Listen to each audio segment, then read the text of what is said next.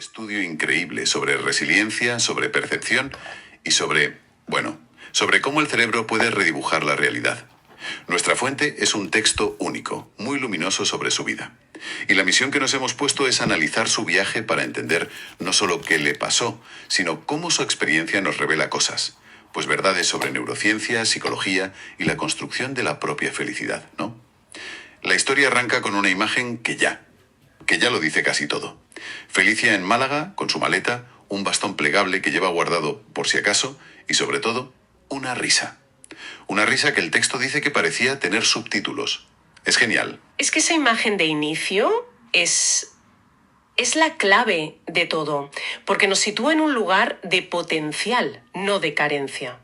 El bastón está guardado, ¿sabes? Es un futuro posible, pero no define su presente.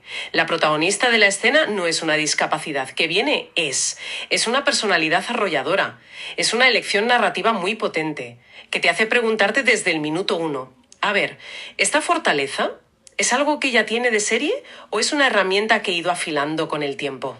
Es una pregunta excelente, sí. Y su primer acto en España casi parece la respuesta.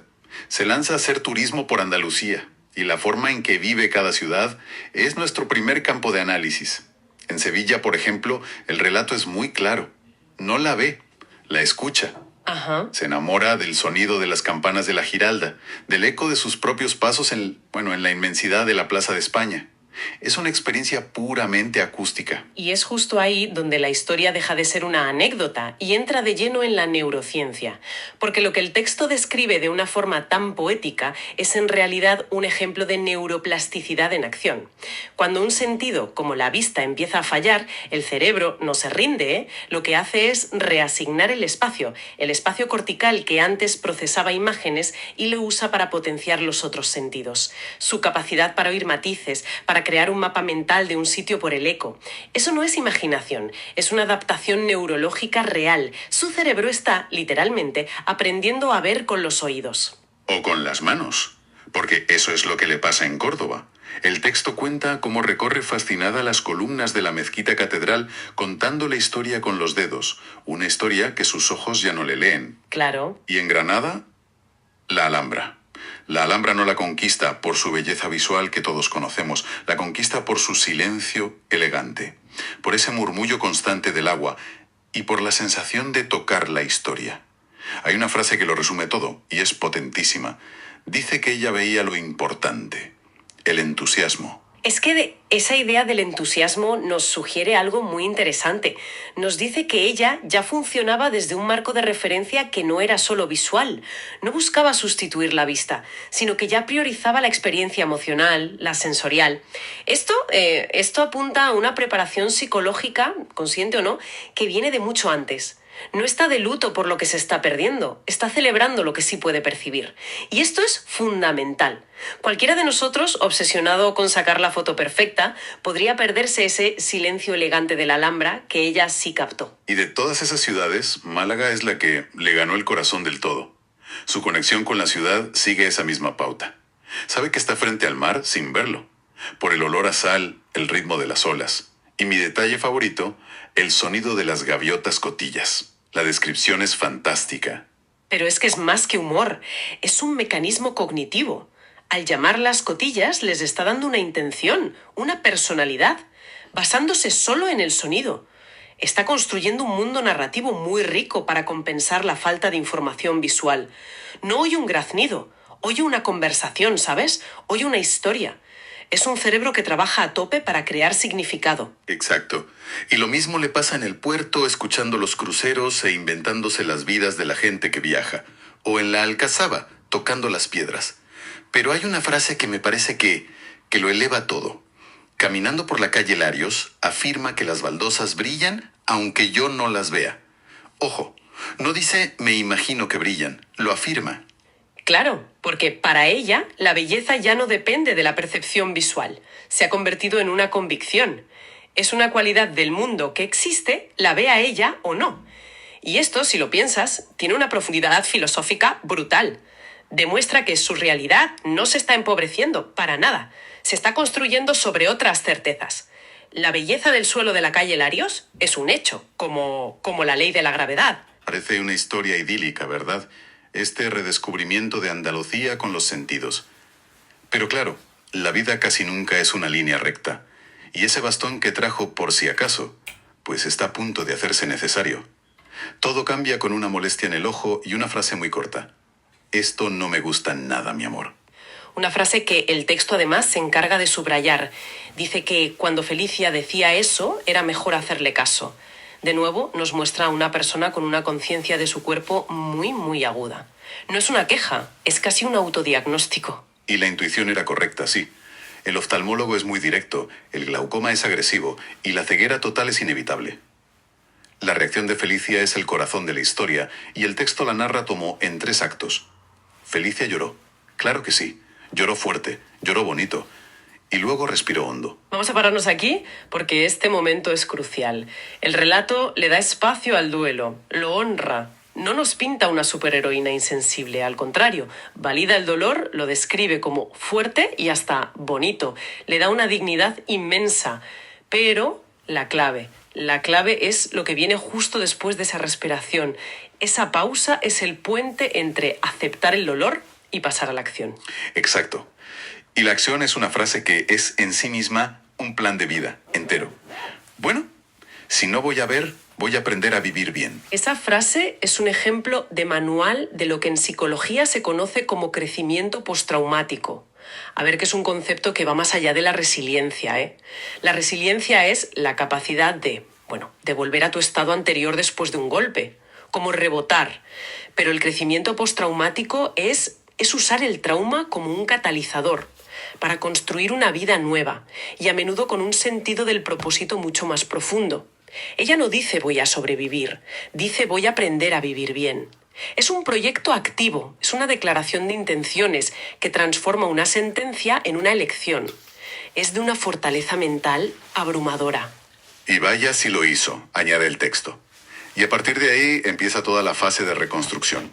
Lo primero, el bastón blanco. Pasa de ser ese objeto guardado a ser una extensión de su cuerpo. El relato detalla su evolución. Primero con cuidado, luego con soltura, hasta una seguridad que parecía coreografiada. La palabra coreografiada es perfecta. Sugiere que ha integrado el bastón de una forma tan profunda que ya no es una herramienta, es parte de su movimiento natural. Porque el bastón, en esencia, es un dispositivo de retroalimentación áptica. O sea, traduce las vibraciones del suelo en información que su cerebro interpreta para crear un mapa tridimensional de lo que tiene delante. No es un simple palo para no chocarse, es casi un nuevo sentido, un sentido del tacto extendido. Y a esa herramienta, digamos, más analógica, se le suma una completamente digital, el iPhone con el VoiceOver. Y su forma de adoptarlo es, una vez más, a través del humor.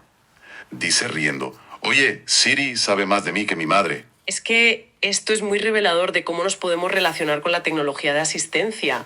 Ella no la ve como una muleta o un símbolo de su discapacidad, la ve como una cómplice, casi una amiga un poco cotilla.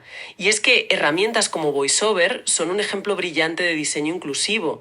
No están pensadas para arreglar a la persona, sino para eliminar las barreras del entorno. Le dan acceso al mundo digital, a la información, en igualdad de condiciones. Y la suma de las dos cosas, el bastón y el teléfono, la lleva a una conclusión. Y el texto dice que recupera algo aún más valioso que la vista, la independencia. Una independencia que, si lo pensamos, es como un ecosistema. Se apoya en una herramienta física tradicional para moverse por el espacio real y en una herramienta digital moderna para moverse por el espacio de la información, que es intangible. Esto demuestra que la adaptación hoy en día es multifactorial. La tecnología no es un sustituto, es un expansor de capacidades. La autonomía que Felicia construye es, por tanto, increíblemente sólida. Y muy de nuestro tiempo. Esa nueva autonomía es la que le permite dar el siguiente paso. Y aquí la historia empieza a cerrar círculos. Consigue un trabajo vendiendo cupones para la ONCE, que es más que un empleo, ¿eh? La convierte en una parte activa del pulso de la ciudad. Ya no es una turista que experimenta Málaga, es una ciudadana que contribuye, que está en la calle, que interactúa. Y ese puesto, por definición, es un punto de encuentro social, un sitio donde la vida puede pasar.